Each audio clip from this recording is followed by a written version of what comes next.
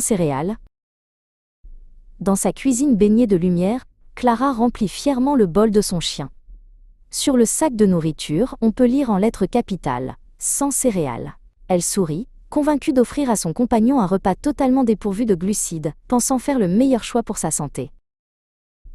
Son voisin Marc, nutritionniste animalier, passe la tête par la porte ouverte. En voyant le sac, il demande doucement « Sais-tu, Clara, que « sans céréales » ne veut pas dire sans sucre ?» Clara s'arrête, surprise. Elle pensait que les glucides ne provenaient que du blé ou du maïs. Marc s'approche et explique que les glucides, ou l'amidon, sont partout dans le monde végétal. Imagine que les glucides sont comme des briques d'énergie, dit-il. On les trouve dans les grains, certes, mais aussi dans bien d'autres racines et légumes que nous utilisons chaque jour. Clara fronce les sourcils. Mais alors, pourquoi y a-t-il de l'amidon dans ces croquettes si elles sont sans céréales ? Marc lui montre une petite croquette ronde. Pour que cette croquette reste solide et ne tombe pas en poussière, elle a besoin d'une colle naturelle. Il explique ensuite le secret de la fabrication, l'extrusion. C'est un processus où les ingrédients sont chauffés et pressés à haute pression.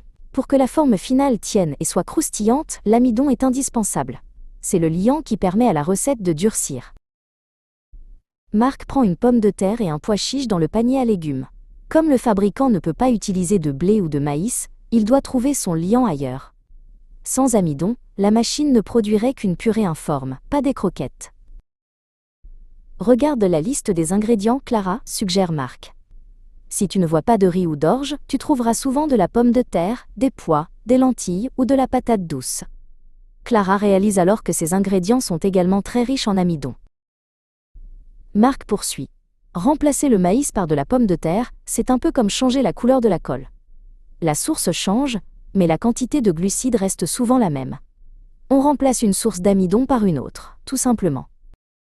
Clara regarde son chien, Bosco, qui attend patiemment son repas. Elle comprend maintenant que le marketing met l'accent sur l'absence de céréales pour rassurer les propriétaires, mais que cela ne signifie pas pour autant que la gamelle est pauvre en sucre complexe. Désormais plus avertie, Clara sait que l'important n'est pas seulement l'absence de grains, mais l'équilibre global de la recette. Elle remercie Marc pour cette leçon. Elle sait maintenant lire entre les lignes et ne plus se laisser tromper par les étiquettes simplistes.